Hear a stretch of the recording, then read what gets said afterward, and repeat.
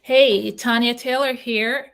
Hey, everyone, and welcome to this live training. It has been a while, but I plan to start doing these a little bit more frequently now that we are in 2023. So we're already past the mid-month mark of January, and I am very excited to be here. For those of you who don't know me, I am Tanya Taylor of Grow Your Wealth, and I teach professionals and small business owners how to ditch bad debt and create a 6 or 7 figure retirement income, even if they have no plans in place. All right. I thank those of you who have been a part of my community for the past couple of years who have benefited from being a part of the community. And I want to continue to share information with you so that you can continue to learn and to grow financially. If you're watching this live, I would love to know. So just type live in the comment section. And if you're watching the replay, you can type replay. So, what am I going to cover today? Today, I want to talk about a couple of things that I think is great to get you started in the new year. I'm going to cover credit, I'm going to cover budget, and I'm going to also talk about debt and talk about how these three things are so intertwined, and you need these as the foundation to start building wealth. And I'll walk through examples of what that looks like and the key things that you need to think about for each of these. So I do have a presentation which I'm going to bring up now, and I'm going to talk through these three different items. So let me get to the presentation here.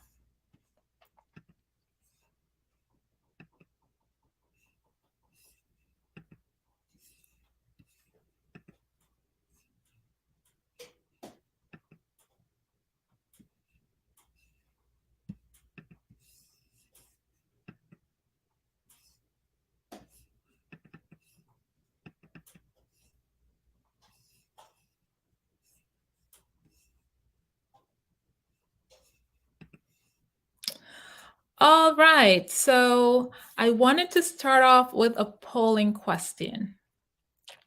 And for those of you who are comfortable, you can put the answer in. If you're not comfortable, it's fine, but I do want you to think about it and use that to help you to plan going forward. So, my question for you is whether or not you have 3 to 6 months of income. And I asked that question because a lot of people do not have an emergency fund, and they do not, some people don't even have 1 month of income. So if something were to happen to you and your income go away, you don't really know where that money is going to come from to pay your bill even for the first month. And that's really important that you have something put away. I don't think that's something that I need to tell you. It's more like reinforcing why it's so important. A lot of people went through COVID and saw how much they struggled. So we know that the struggle is real and you want to have some money put away. So if you don't have 3 to 6 months of income put away, start by saving up to maybe $1,000. And then from there, you can start building on that. So one of the important things to note though is that a lot of people don't even know how much their monthly bills are, right? Kind of scary, but it's true. I want you to even think about yourself if you don't have a budget, about whether or not you know how much your total monthly expenses are. The expenses that you want to include in your emergency fund are the most critical expenses that you know that you're going to have to pay on a monthly basis if something were to happen and your income go away. So you think about things like your mortgage or your rent, your utilities. If you drive and you need to commute to go get a job or whatever the case is, your car payment and your car insurance. Those are just some examples of your key expenses that you have that you want to have some money put away for in your emergency fund. And I thought I would share this with you as well. It's a polling question. And again, if you're comfortable, you can put on a scale of 1 to 5, whether or not you have greater than the amount of expenses for your age group. or if you are someone who has worked your debt in such a way that you have very little or no debt. And you will see here the age range for each of you, and then what the average debt is in 2022, and it's pretty significant. So where do you fall within this bucket here, based on your age? All right, now let's jump right in, and I'm going to start off by talking about credit. I did say I would talk about credit, budget, and debt. And I'm starting off with credit because credit is really a fundamental piece of the tool that's going to help you even with your budget. And also, it plays a big role in your debt and how much your debt costs you. So, when we think about credit, we think about something of value that we're getting now. And it's an arrangement that we're making to pay this back later. And so, in order to get that benefit now, you're financing the opportunity. So, you might be taking on debt, right? So, that's why we sort of need credit so that we're able to take on debt. And if we have good credit, the creditor is going to look at us as someone who is reliable and someone who will pay their debt back. Now, is that always true? Not necessarily, because stuff happens, and sometimes we have good credit for a number of reasons, and sometimes we have bad credit for a number of reasons too. But creditors need to have some kind of yardstick to measure us by. And so having your credit score is what they're going to use to measure us by, right? Now, when you have the ability to use credit, it allows you to purchase certain things now that you otherwise would not be able to afford. For example, let's take a big purchase like a house.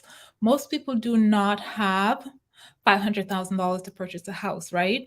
But if they have good credit, they could go to the bank, they could take out a loan because the bank sees them as trustworthy and someone who's going to repay their debt. And so the bank will make them a loan. And they may get a very favorable rate depending on their credit score. If you have a lower credit score, the bank is either going to say, you're too risky, I'm not going to lend to you, or I may be able to take the risk on you, but you're going to have to pay a higher interest rate. And obviously, if you're paying a higher interest rate than your neighbor and you have the very same house, and let's say all else is equal, what ends up happening is that your neighbor has more cash available. So your neighbor could probably take some of that cash and put in a savings account and start building wealth. Whereas you, who have a lower credit score and is paying a higher mortgage, it's going to take you a longer time to even start saving because that extra cash that you have probably has gone into your mortgage. And that's how you can start seeing the differences between two people who their financial situation might be exactly the same, but one may go get ahead of the other, all because of their credit score, right? So let's move on and talk about your credit report, why that is important, and just some of the important things that's on your credit report that you want to make sure that you're looking at. So, your credit report is really a detailed breakdown of your borrowing, and it shows all of your current accounts. And that's where the lenders are going to go to look at sort of how you have been doing in terms of what have you been borrowing, what have you been paying back, and if you're late or delinquent, or if you're late or if you have a judgment, they're going to also see that on your credit report. So, your credit report is going to show your personal information, your credit history, public records, so if you have any judgment, and then also inquiries. For example, if you were going out and taking out credit cards, or if you are going to purchase, let's say, a car, and you go to a couple different lenders because you're comparing prices. So all the inquiries are going to show up on that credit report. All right. If you're finding this helpful, drop a link below, drop a comment below so that I know that you're finding this helpful and that it can help you in your day-to-day life. Now, we have what's called a credit bureau. And in the US, as well as in other countries around the world too, there are three primary credit bureaus: Experian, Equifax, and TransUnion. And what they do is that they collect and maintain your credit information. So they're not lenders, and they don't make decisions about whether or not you should be extended a loan. What they do is that they collect all of your information and they sell this information to the lenders. And these bureaus are regulated by the Fair Credit Reporting Act. And because the Fair Credit Reporting Act regulates them, there are certain rules that they have to abide by. And one of the things that they are required to do is that on an annual basis, they are required to allow you to get a copy of your credit report for free. And the place that you can do that is to go to annualcreditreport.com. You obtain a copy of your credit report there, and it is completely free. And during COVID, I probably should have checked before I got on this live, but I didn't. But during COVID, they were actually allowing you to get a copy of your credit report every single week. And the reason for that is because there was just so much scam going on. They just wanted people to be comfortable knowing that their credit was okay. And so you were able to just go on and get a copy of your report. So if you have not accessed a copy of your credit report in a while and you have no idea what's going on with your credit, it would be a good idea to go on to annualcreditreport.com and get a copy of your credit report. But we also know that a lot of credit card companies are also now allowing customers to access their credit report and look at their credit file. The only thing that I want to say about that, though, is that you want to make sure that you can see all three of your credit reports, because each of them may have something very different. And that's because not all lenders report to all three bureaus. So it's really important that at least once a year, you're taking a look at your credit report from all three of these credit bureaus. Okay, so that's what I wanted to talk about in terms of credit, and some action items that you can take from this training is that you can go and access a copy of your credit report and observe if there's anything on it that's incorrect. And you can contact the company that has the incorrect information to have it fixed, right? And if there's anything on your actual credit report that's wrong, like your identifying information, you can contact the credit bureau and have them fix that. So whether it's your name, your address, your social security number, etc. So takeaway for you. Okay. Now let's talk about budget and how does budget fit into all this, right? A lot of people, if you ask them if they have a budget, the answer is no. And people seem to sort of pull back from creating a budget because they think that it's so restrictive. It's interesting because I think of budget in a completely different way. I think when I think of using a budget, or if I even think about never having a budget, like that's so foreign to me, because your budget is really going to help to guide you, right? In terms of your spending, and it helps you to align your spending with your goals. And so you'll find some people say budget, and some people, because they don't like the term budget, you might hear them say spending plan. It doesn't matter what you call it. At the end of the day, what you want to make sure that you do is that you have something that's going to guide you in how you spend.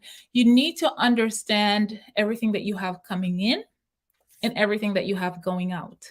And of course, the goal is to do your due diligence on your budget so that what you have coming in is greater than what you have going out.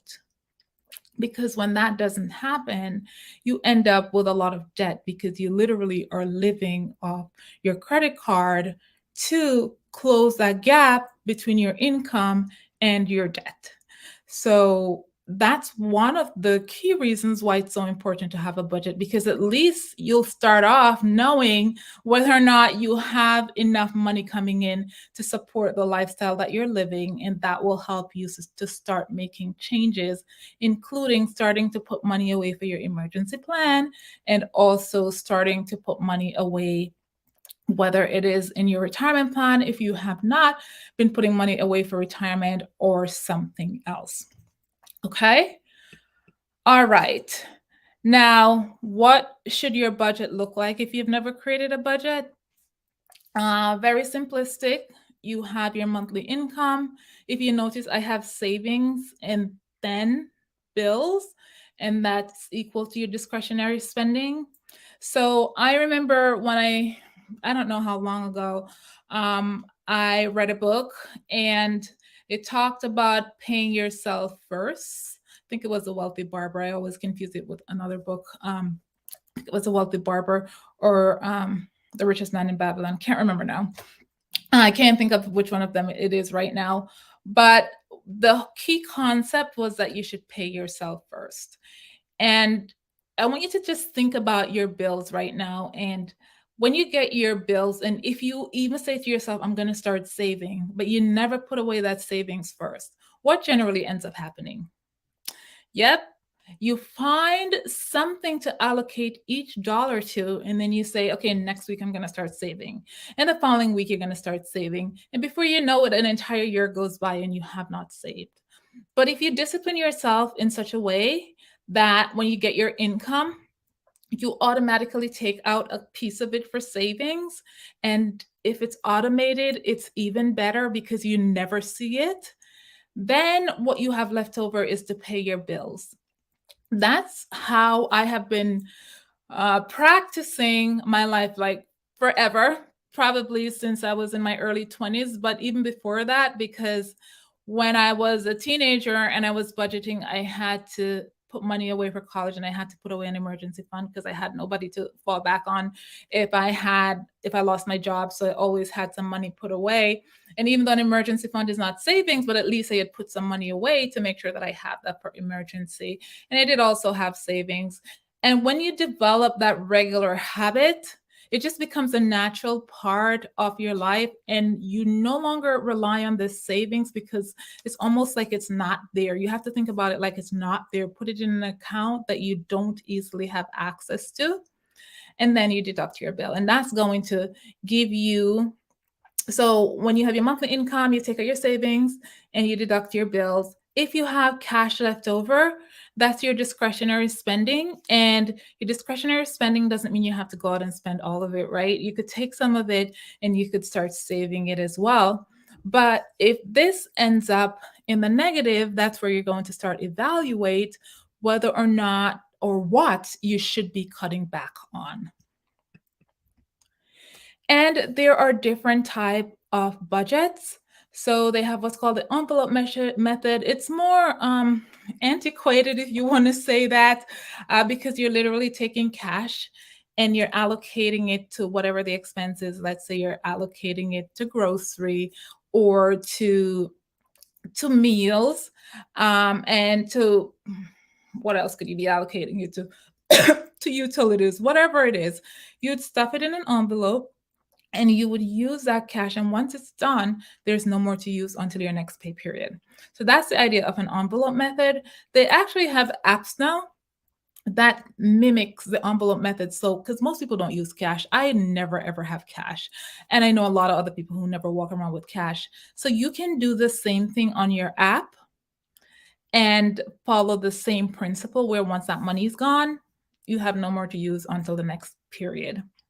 And there's what's also called the 50-30-20 budget. And that was just a very simplified way of telling people, okay, if you have no idea how to start budgeting, what's a way to do it? And the idea behind this is when you think about your overall check and how you're going to allocate it, you're going to put away 50% towards your needs. So that would be like your rent, your car, your mortgage, etc. And then 30% would be towards your wants. So other things that you find that are important that you spend on a monthly basis. And then 20% for savings or paying off debt.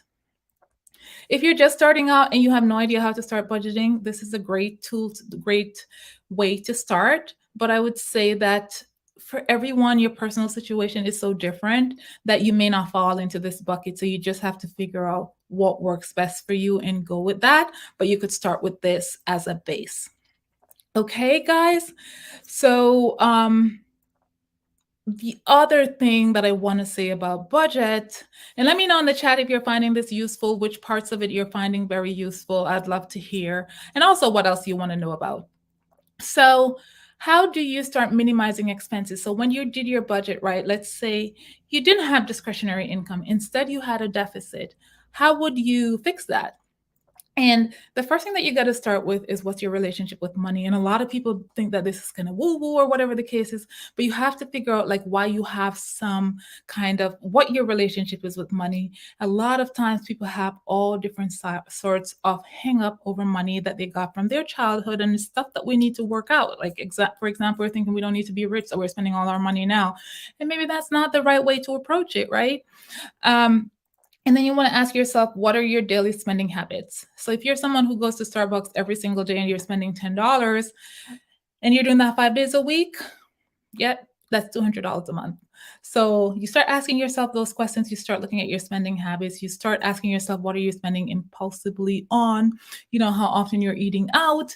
And then you start dialing it back and saying, okay, maybe this is not in alignment with my goal if these are the goals that I'm trying to accomplish. And that's when you really start making the tweaks. And I just created this sample budget here. And essentially, the idea around this budget was just to show you sort of how quickly you can just do a very simple budget in Excel. And you can sort of break out your budget in fixed and variable, and then in the other pieces, right? And here, like your fixed, you know, every single month, this is how much you have to pay. And the variable ones, you know that it's going to fluctuate on a monthly basis, but a lot of your expenses that are variable, you can actually make them fixed. And then same thing with your like your installment, they're also you can decide to make them fixed, even though they're technically variable. When you have things that are fixed in your budget, it makes it a lot easier from month to month to know what your expenses are going to be, and there is not that much unpredictability. So you want to see how you can take the variable pieces of your budget and make that fixed. And if you're not sure what I mean when I say variable, it just means that every single month the amount may change. All right. Okay, so we talked about credit and why that's super important and how that could affect your life. And then we talked about budget and why you really need to have your budget in order to know what your spending is going to look like. And the last piece that I want to talk about is debt. And your debt, a lot of times, is impacted by both your credit and your budget. So that's why I covered those two pieces first. And as I said when I was talking about credit, if your credit score is low and a company is willing to take you on and make a loan to you, you are going to pay a higher interest rate. And that higher interest rate is going to have a significant impact on your lifestyle. It will also have a significant impact on your budget. So when you do your budget, you want to also not make minimum payments.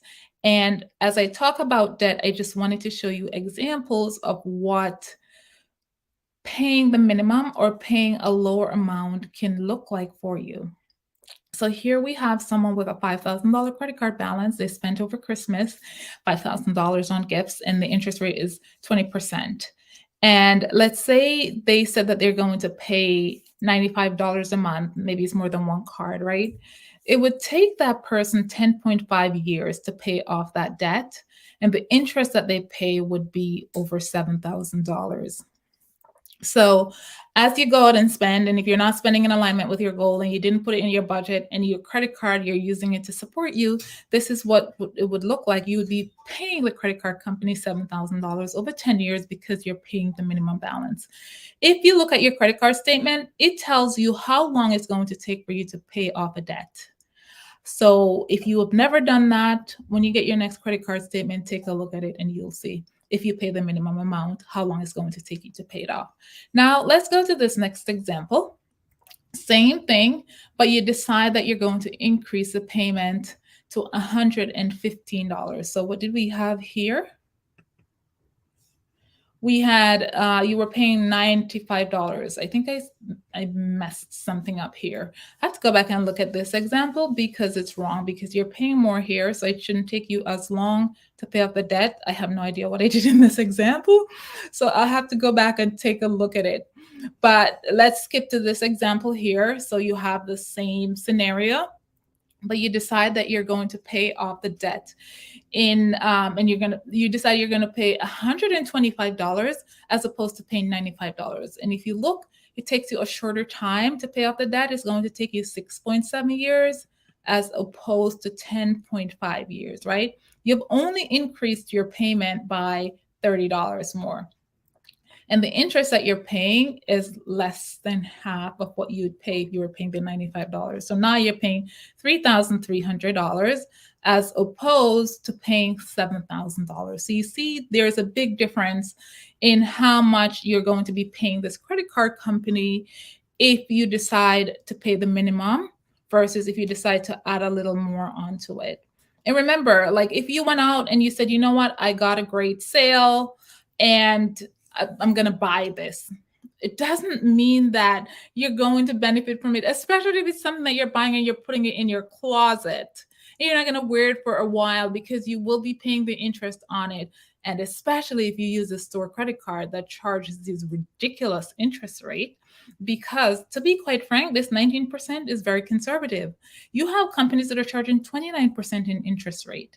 So imagine if you're paying $7,000 over 10 years for this $5,000 debt. If this interest rate was 29%, it would be astronomical how much you would end up paying on your debt.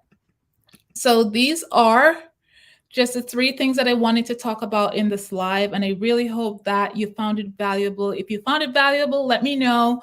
Also, let me know what you found most valuable. I'd love to continue to share more contents with you. Of course, when I work with my private clients, we go into much more detail in helping them prepare a budget to make sure that they are spending in alignment with their goals and that they're putting money away for emergency funds and for savings, for retirement, etc. We also come up with a debt pay down plan so that they know and predictably can plan out how long it's going to take them to pay off their debt. And if they have negative credit, we're working on that as well. So those are the foundational pieces that you need in order to start building wealth. And it's difficult to start building wealth without having these pieces in place. I like to call these like the 3 legs of the stool or the foundation of the house that's going to help you to start branching out and investing and putting other type of wealth building plans in place. Now, just because you don't have these in place doesn't mean that you can't work on building wealth as well, but you have to have some kind of roadmap that's going to guide you so that you know what you will be doing and how you will be doing it so that it all falls into place. And those are the things that I work with my clients to make sure that they understand those pieces and they have something that they're working with and not just sort of going by blindly and not exactly knowing what they need to do. So if you are interested in learning more and you want to understand better how I work with my clients, feel free to reach out to me. I will put my information somewhere here. And yeah, we could talk about how I work with my clients and how I can work with you as well. I will see you guys soon.